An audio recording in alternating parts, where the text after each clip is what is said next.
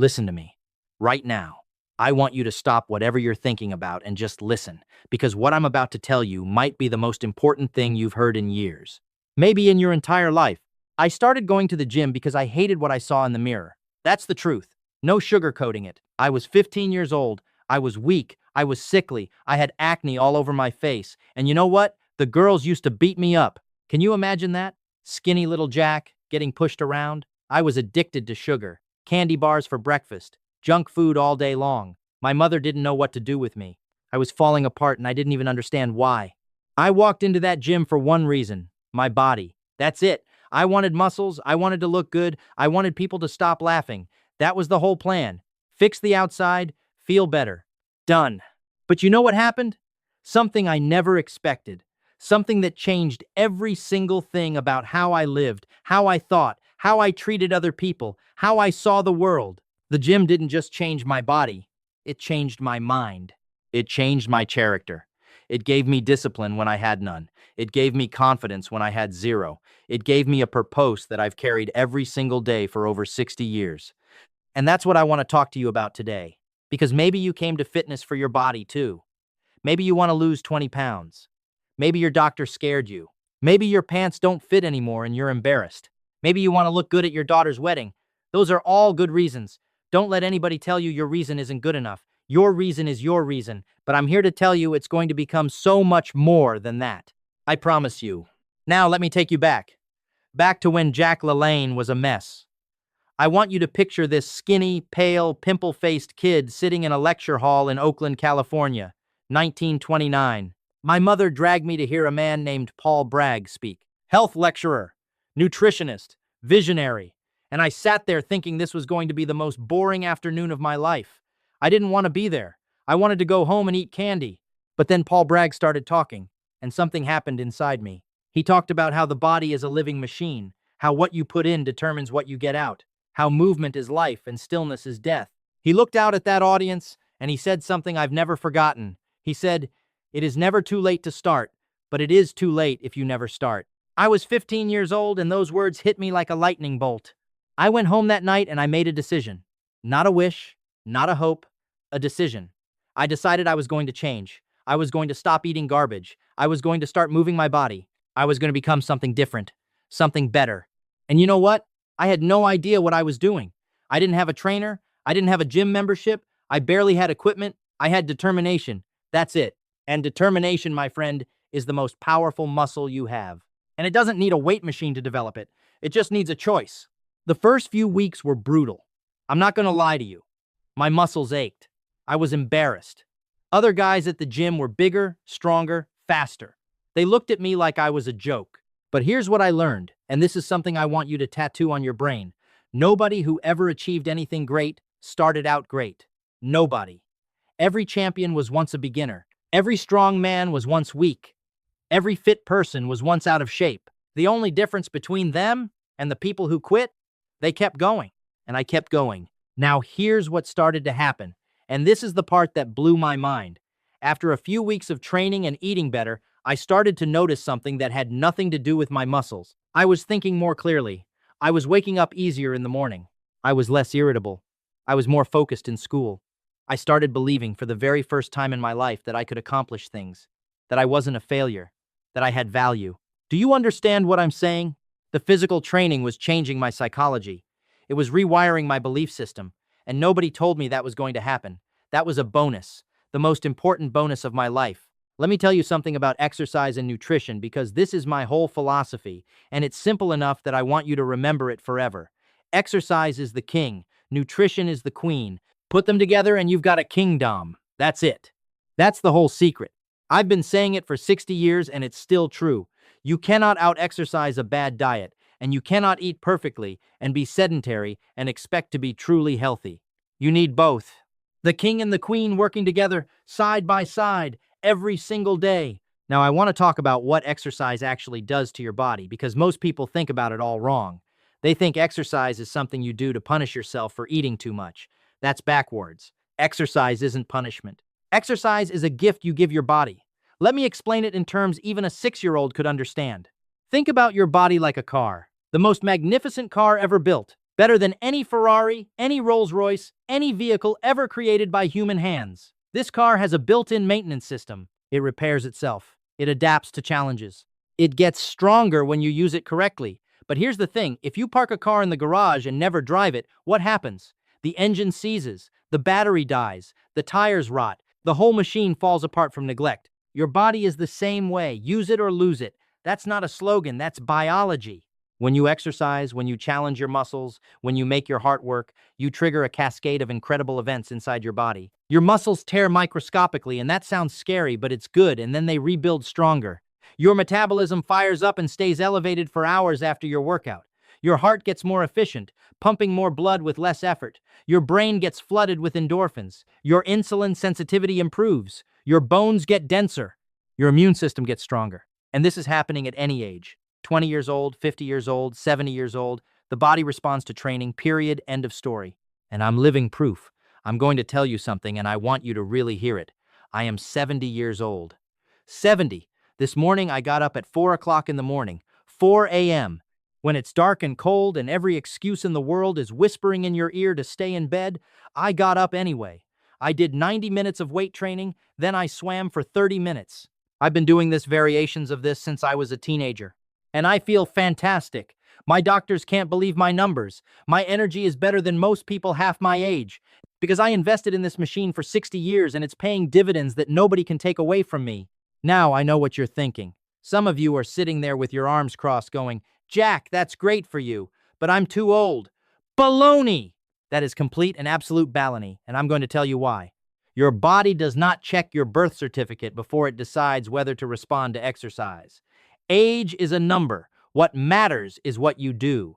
There are studies, real science, not Jack Lalanne making things up, showing that people in their 80s who start resistance training gain muscle, improve balance, increase bone density, and dramatically reduce their fall risk.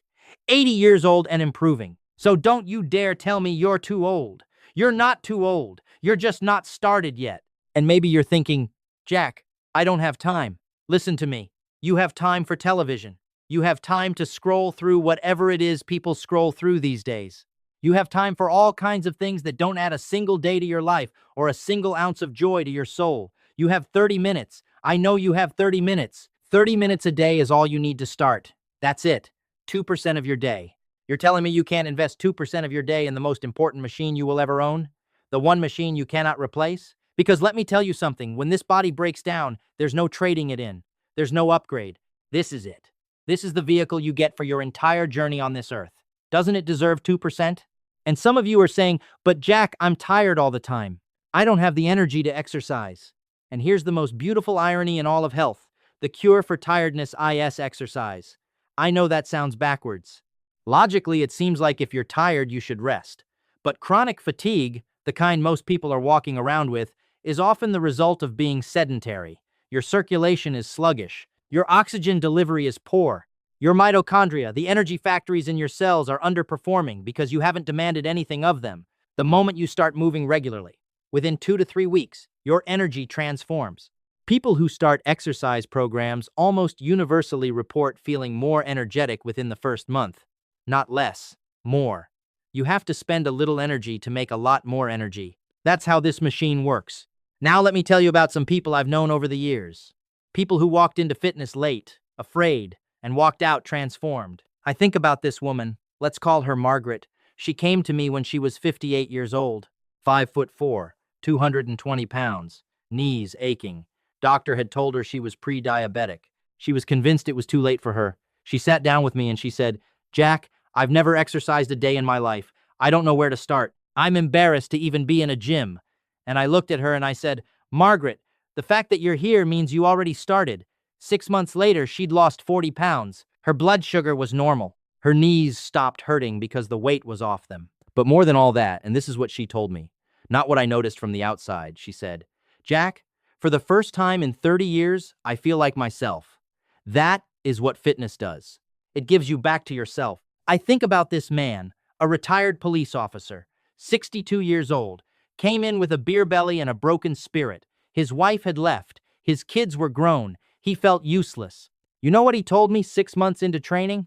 He said, Jack, I have a reason to get out of bed in the morning now. The gym gave him structure, community, purpose. He lost the belly, yeah. But what he gained was so much bigger than that. He became a mentor to younger guys at the gym. He started coaching youth sports on weekends. He found out who he was when he wasn't just surviving, when he was thriving. And I think about a young woman, 26 years old, who came to me suffering from anxiety so bad she could barely leave her house. Her therapist had suggested exercise as part of her treatment. She was skeptical. The research on exercise and mental health is overwhelming at this point. Exercise reduces cortisol, that's your stress hormone. It increases serotonin and dopamine, those are your feel-good chemicals. It gives you a sense of accomplishment and mastery every single day. This young woman, within 8 weeks, told me her panic attacks had reduced by half. Not from medication, not from sitting in a room talking, from moving her body the way it was designed to move. You think your ancestors had anxiety disorders when they were out hunting, farming, building, moving all day long? The human body was designed for physical challenges. When we remove those challenges, something breaks inside us. When we restore them, something heals. Now let me get practical with you, because I don't just want to inspire you. I want to equip you. I want you to walk out of here knowing exactly what to do. So let me tell you what a real beginning looks like. And I mean real. Not magazine cover, real. Not Instagram reel, real. Week 1. Your only job is to show up. That is it. 3 times. Walk into a gym, or walk outside, or put on a workout video in your living room. Doesn't matter where. Just show up 3 times and move your body for 30 minutes. Don't worry about doing it right. Don't worry about impressing anyone. Don't worry about the perfect program. Just move. Walk on a treadmill. Do some bodyweight squats, and if you can't do a full squat, do half of one. Do some wall push-ups if the floor is too hard. Move. That's week 1. Week 2, you add a little intensity. Now you're walking, but you pick up the pace for 30 seconds every few minutes. You're doing your squats, but you're going a little deeper. You're adding a few more push-ups, even if they're still on your knees. You're building the habit and building the body at the same time, and you're eating better. Start simple. Cut out the liquid sugar, sodas, sweet coffees, juice, just water. And add 1 vegetable to every meal. Just 1. You're not changing everything. You're changing enough to start momentum. Week 3, strength training enters the picture. 3 exercises: squat, push, pull. That covers your whole body. Squat for your legs. Push like a push-up or a chest press for your chest and arms. Pull like a row or a pull-down for your back. 3 sets of each. 8 to 12 repetitions. That's it. 20 minutes. Do it twice a week alongside your cardio. You're not training for the Olympics. You're training for life. Week 4, and this is when the magic happens. You look in the mirror and something is different. Not just physically, though that's coming too. What's different is how you feel about yourself when you look in that mirror. There's a pride there, a knowing. You made a commitment and you kept it. 4 weeks of keeping your promise to yourself. Do you understand how rare and powerful that is? Most people can't keep a commitment to themselves for 4 days, let alone 4 weeks. And now you know something about yourself that no one can take away. You are someone who does what they say they're going to do. I want to talk about what you eat, because no speech from me is complete without nutrition, and I promised you the queen deserves as much respect as the king. I eat 2 meals a day. I know that sounds extreme, but let me tell you what I eat. In the morning after my workout, I have a protein shake with fresh fruit and vegetables blended in. I take my vitamins. I eat raw vegetables, and I mean I eat 10 different vegetables every single day. 10, not as punishment, because I know what they do for my body. Because I've watched the difference between people who eat real food and people who eat manufactured garbage, and the difference is staggering. In the evening, I have a proper meal, lean protein, more vegetables, some complex carbohydrates, no sugar, minimal processed food, nothing that comes in a package with ingredients you can't pronounce. Now, I know some of you are saying, Jack, I could never eat like that. And you know what? You don't have to start there. Start by adding good things before you worry about removing bad things. Add a salad. Add a piece of fruit. Add a glass of water before every meal. When you start fueling your body properly, something shifts. Your cravings change.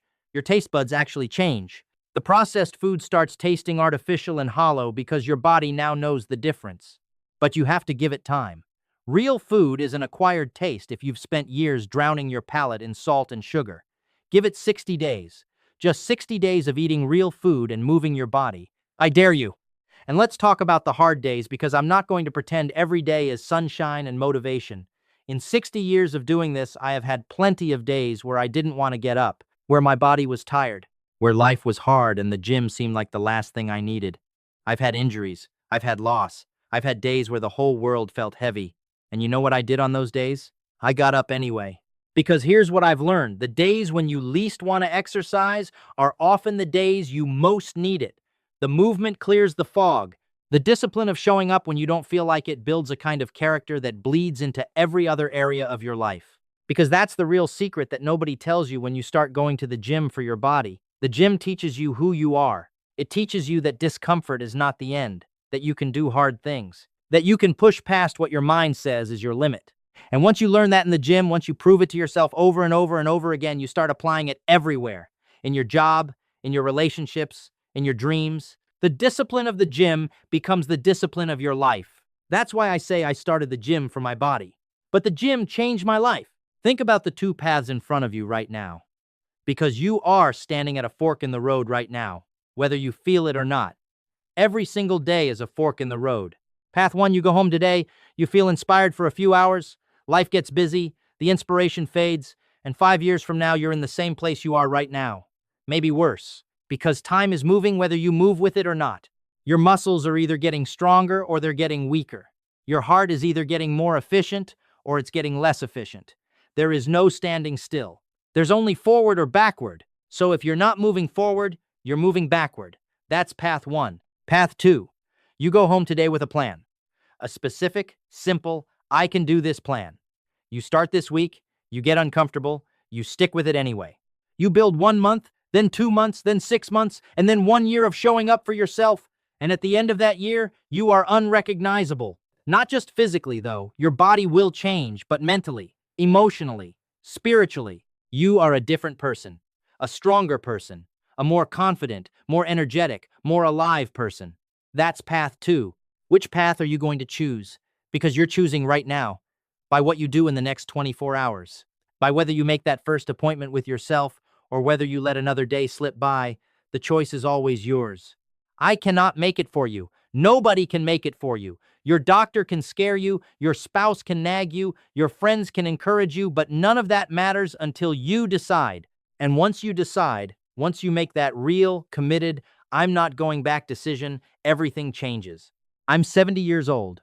I've given my life to this message because I watched it transform my own life completely. I was that sick, weak, hopeless kid who nobody expected anything from.